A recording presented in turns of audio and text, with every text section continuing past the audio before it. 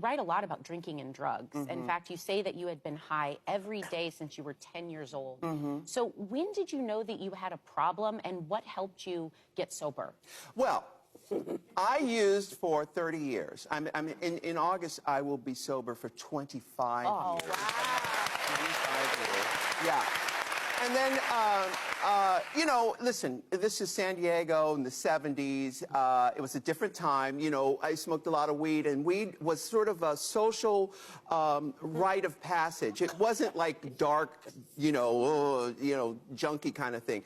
And so I used that as a coping mechanism. You know, unfortunately, my hillbilly parents didn't teach how to process feelings. So I used pot to process feelings, and it was like a deferment plan, you know, where you can sweep things under the rug until you have the know-how to deal with them.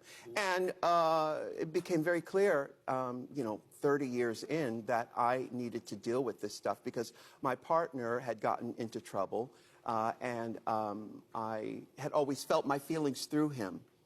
So I realized, oh, my goodness, this is for me. This is for me. I need to get myself together.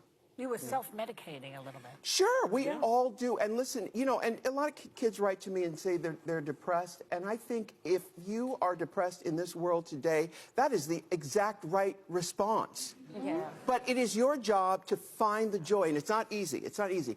I like to laugh. I like to dance. I like to create that joy. I like to play dirty charades. We'll talk about that later. I like to have fun, fun, fun. In fact, my job for my mother, I would try to lift her up. She was very world-weary, my mother was. So my job was to lift her up, and I would perform for her in the living room. I'd do my Tina Turner. I'd do my Flip Wilson, Geraldine impersonation, you know, all that stuff.